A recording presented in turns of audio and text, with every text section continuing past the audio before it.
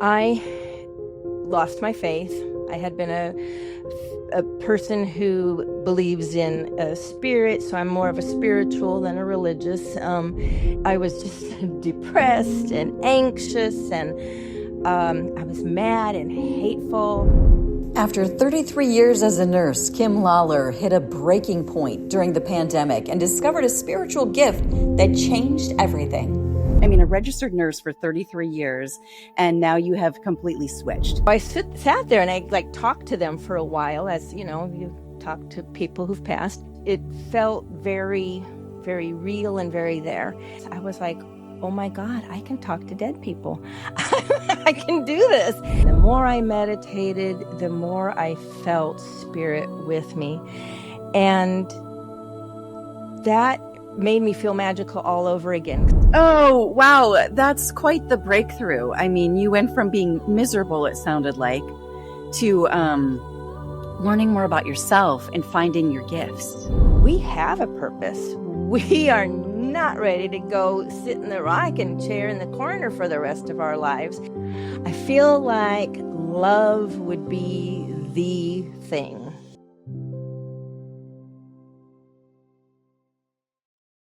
Hello and welcome to Radical TV. I am Shawna Smith. Joining me here today is Kim Lawler. Hello, Kim. How are you? I'm doing well. Thanks, Shawna. How are you? Pretty well. Well, Kim has been a registered nurse for 33 years, and now she's following another calling. This one to fulfill her life's purpose of helping others connect with the universe, awaken their spirit, and live their own soul's purpose. She is the founder of Heart of Soul Connection and the author of As We Sage, a woman's guide to reclaiming spirit, wisdom, and joy, and magic beyond midlife. Through her oracle cards and meditations, courses, and coaching, she guides others to align with their inner wisdom and reap the abundance of the universe. This sounds so magical, Kim. Yeah, and it feels magical.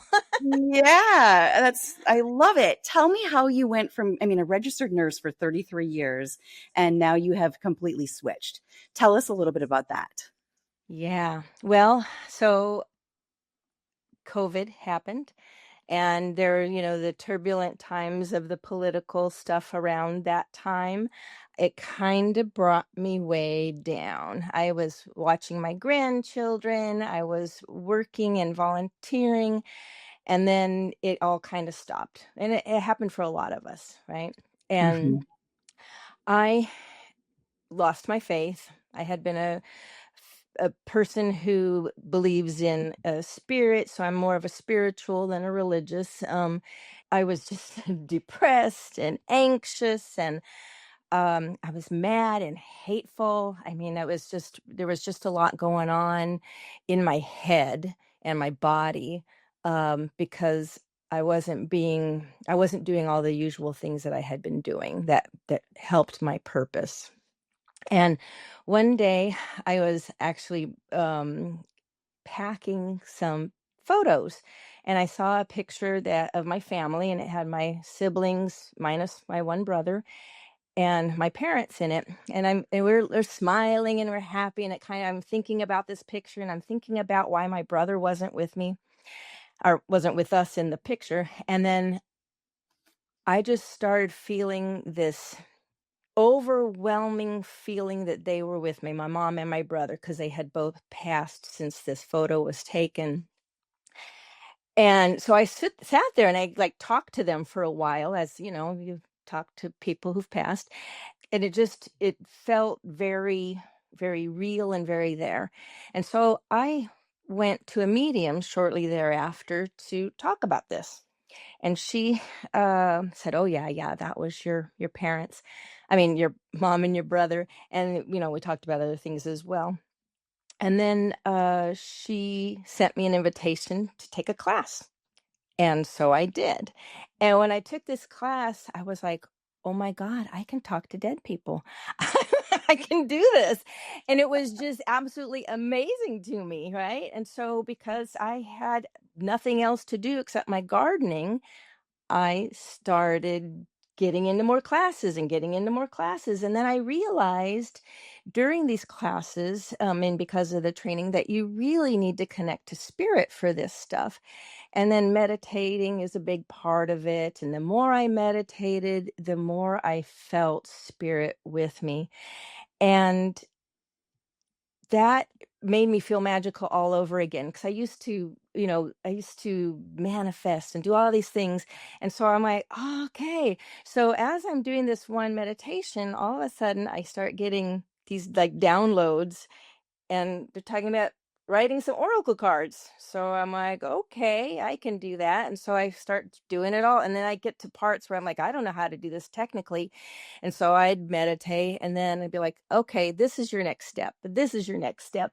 And so, and I have to tell you, I kind of feel like Chat GPT is sort of a gift because we can learn so much.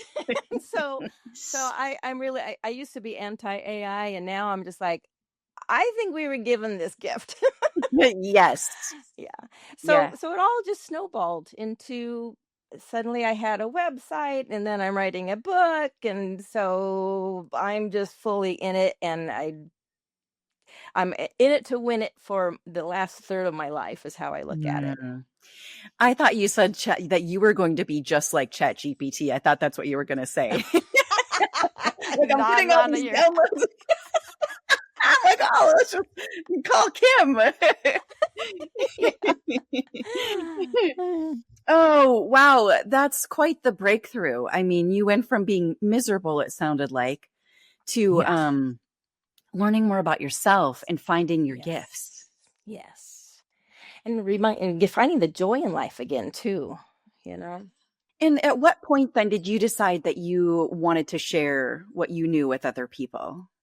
Well, being a nurse, you learn that you're a teacher too. You're always teaching people how to take care of themselves, right? It's just a part of the training. And so as I'm meditating, I'm thinking, it comes to me that I need to share this. Hmm. And I had written a book in the past about my great grandfather's art, so I knew the steps and how to go about it and everything. So I was like, okay, I guess I'm writing a book now. And so I started doing it. And then I was like, I couldn't, what is it going to be about? What am I going to write? What am I doing? Right. And so Mhm. then I got a coach, and the coach helped me really, get it down to the niche that I wanted. And it made sense. So Yeah. that's how it came.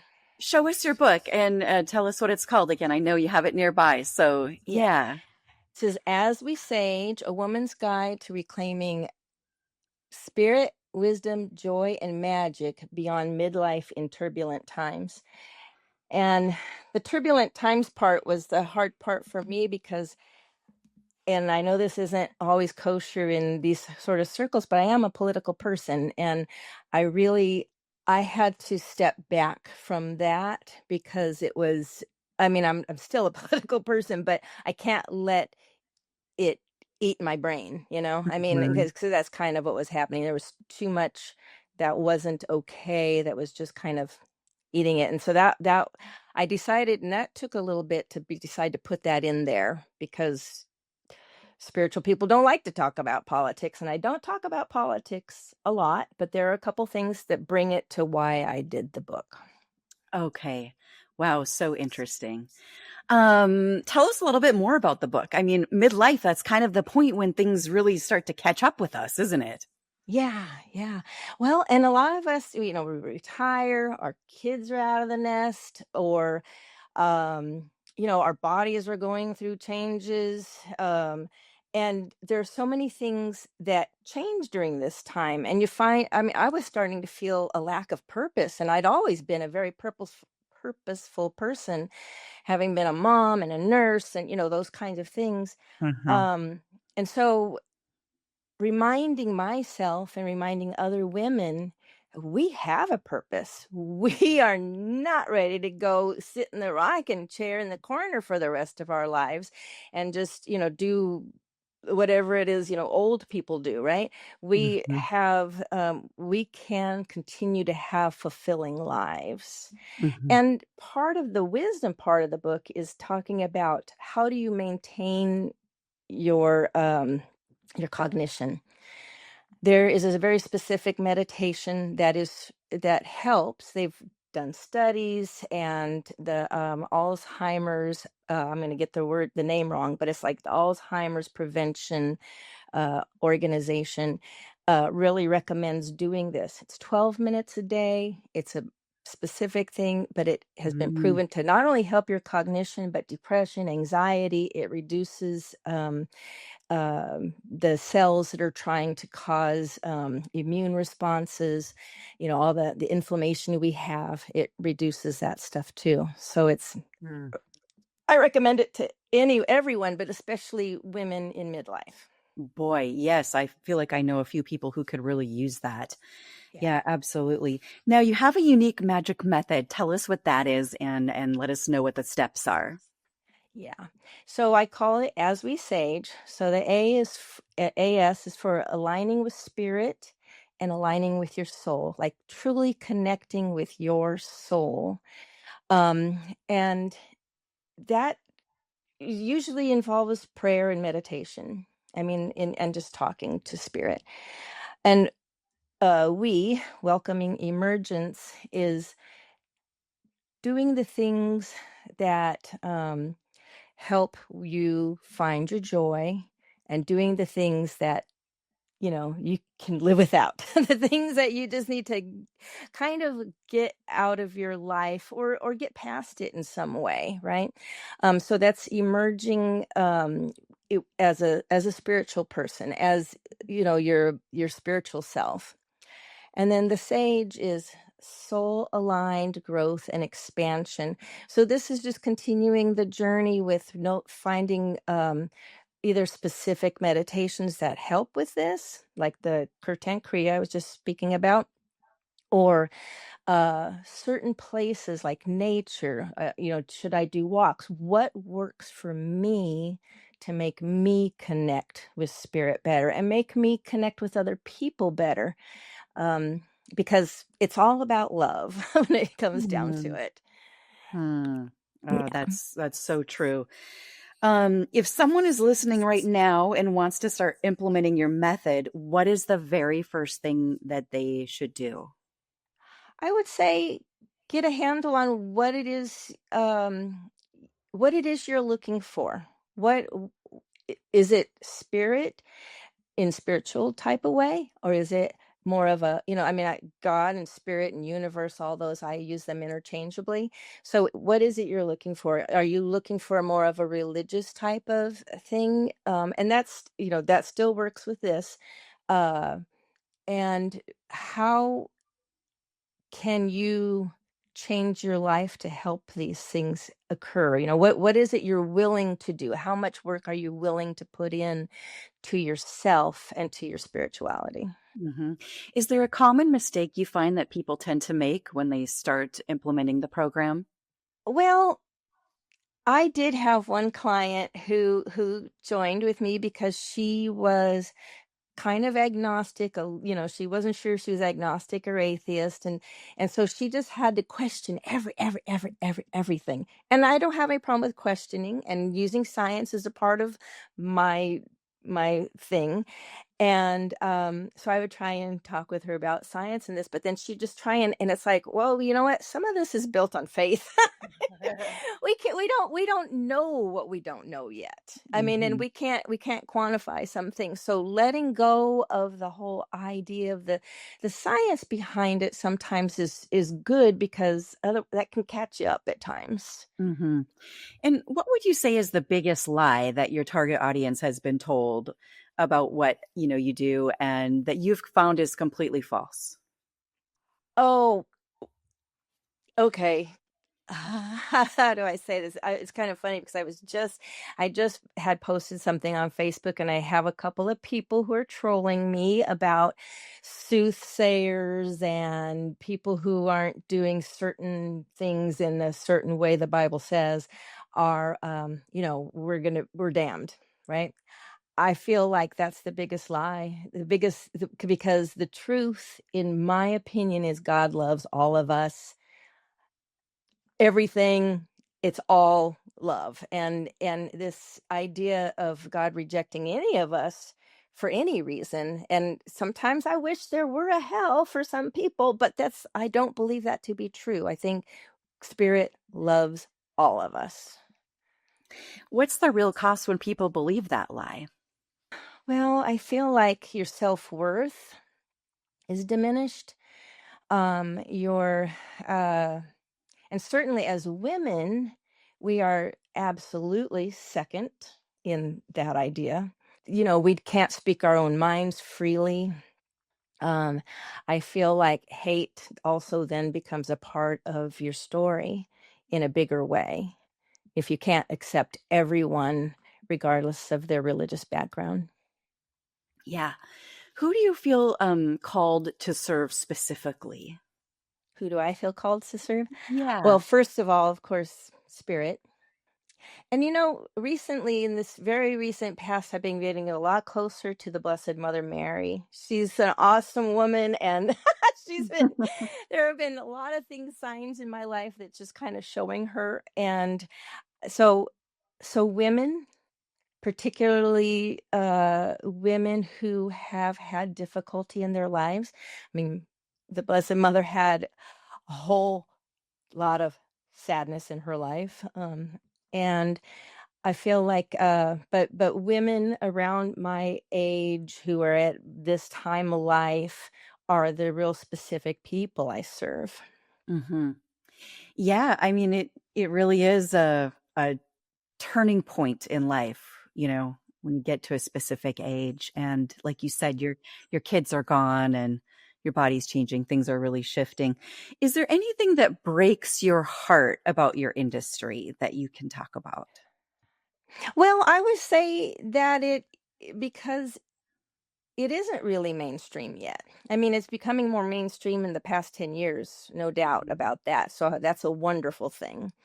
And I think I would say that's probably the main thing, because I would say most of us, if not all of us, have really good hearts and really want to serve others. I mean, this is the reason we do this. It's not because we're going to make $1 jillion, because I don't know very many people who have, you know?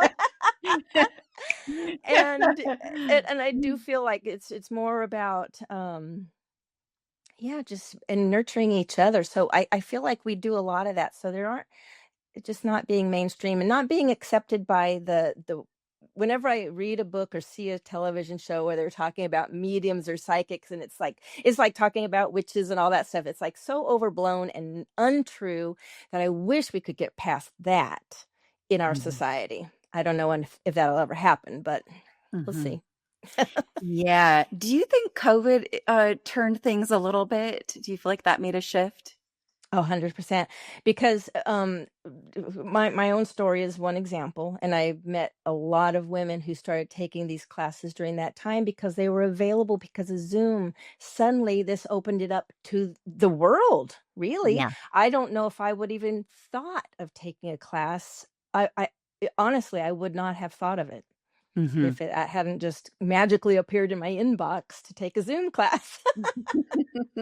Well, I got to tell you, I took my drum to my mom one weekend and she thought it was great. It really relaxed her. But then I think she started thinking about it later, like, whoa, what are you doing? um, but you're right. I'd love to see it all become more mainstream as well. Yeah. What would the world look like if everybody knows what you know? I feel like love would be the thing. We would greet one another with love. We would greet one another with smiles, just trying to send love to other people, whether it's during a prayer, whether it's just meeting you. Like, I want to send you love right now, Shauna. Great. I feel, Take I feel, it. yeah, you'll take it. Yeah, me too. I just feel like hate wouldn't be such a thing. We could accept one another, and you know, I, yeah, I just love. Mhm. Now, paint me a picture of success when someone goes through your program. What kind of transformation can they expect? Oh, definitely a reduction in anxiety and depression if this is something if and this is I'm going to say you have to work at it. This is meditation isn't a one and done. It's like an everyday thing. And so if they do that and they can go outside and look at something and be like, "Oh my gosh," and just be in awe, of something that you see and also, again, just if they know that everybody that they come in contact with, even if it's someone you disagree with, that you can send love to them. So this would be, a successful person in my eyes. Someone also being able to manifest because manifestation is a wonderful thing and it is surprising how it works. And I've gotten into it even more than I used to be and I'm a true believer because just recently I've had some wild things happen and I love it. Yeah, can you give us an example of a client that has gone through your program and give us an example of their transformation? Yeah. So I'm going to talk about Lucy M. When she talked to me, she had a background of a mother who died by suicide when she was 12. So when Lucy was 12. So a terrible time in her life to have something like that happen. Mm, Not that there's a good time. Um, and she had struggled with a lot of depression. It was a familial thing, depression, anxiety, ADHD. She was away from her younger child. Uh, they were far away. And one of her things that she really wanted was to be close to her child again. This was like a custody situation. So before our last meeting, she contacted me and said, "Look, I have this opportunity to go because her ex had allowed this to happen, go and be with her child and have this time that she got to spend."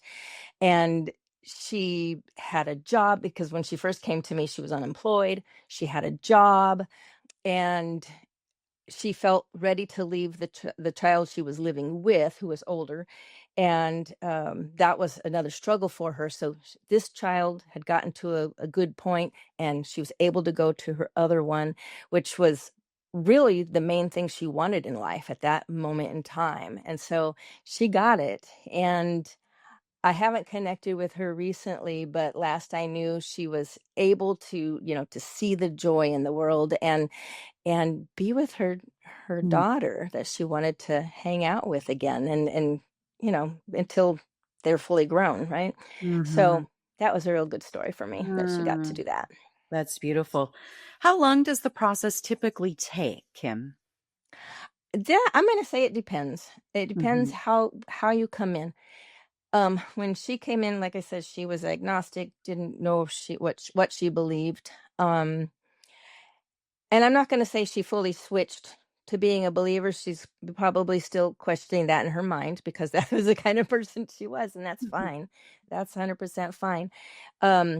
But this program is 5 weeks, and if you do the work all the time, do the work daily, it will catch up. Now, good habits, science is all over the place with how long it takes a good habit to latch.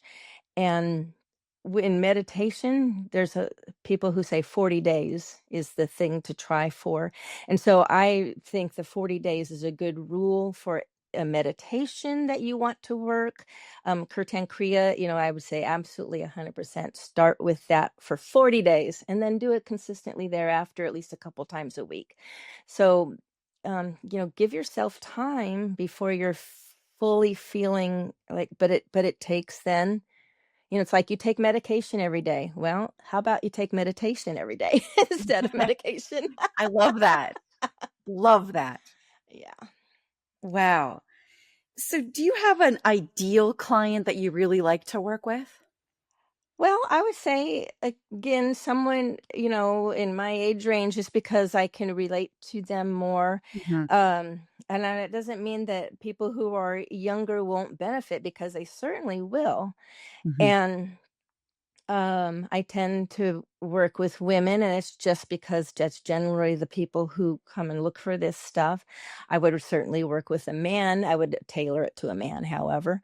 Someone who is a little bit just they're empty, they don't know what's going on. They're not sure what's happening. They're having a hard time hanging on because of maybe the turbulent times. Um and trying to teach them how they can still hang on and still do things that benefit them and the world. yeah. And what can people expect when they work with you directly? Well, they can expect to learn how to meditate for sure.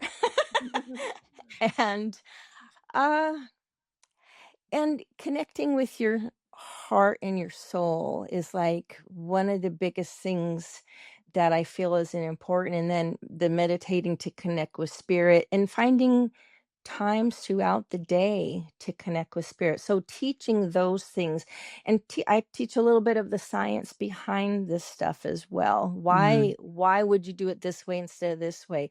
What is most beneficial to help me manifest and have an abundant life? Yeah, so those would be the ways, the things Yeah, that I mean, y go ahead. What were you gonna oh, I was say? just going to say the things they could expect from me. Yeah. Okay. I mean, you've been in the healing world for your entire career, and now you've shifted and you're still in the healing world and helping people. Yeah. Yeah, that and you have the science behind you, with your registered nurse background and yeah, it's just all so fascinating. How can people connect with you if they want to learn more? They can connect at hearttosoulconnection.com. And it's spelled all the ways that they were spelled in English. Um, and I also have a TikTok account at Heart to Soul Connect, ends with a C. Okay. um, I do have a YouTube channel as well, but my website is the biggest place right now to get in Okay. contact. What has changed in your business or your life since working with a radical company that you didn't expect? I'm learning so many things that I didn't know before. And I'm not a salesperson, so I'm learning how to sell myself in a way, right? Because that's really a hard thing for people like us. It's a Yeah, hard thing to yes, it do. is. Yeah, and putting myself out there, that's like doing this interview, that sort of thing. And connecting with people who are on the business end, but also like can want to help spiritual people, and don't just poo-poo it out of hand. So that's Mhm, just been very nice. mhm. Yes. Yes, they're so helpful. And if you were talking to someone that's considering the Radiverse, what would you tell them about your experience? Oh, I would tell them that this is like cheerleaders times 10. Not only are they going to help you with the technology parts, which is also one of the things that a lot of us struggle with, um, they will help you with learning how to write copy for advertising yourself, for um, even for setting up your unique magical methods, and they just have a lot of information about the business aspect, which is really important for us if we want to get out there and connect with others who need our services.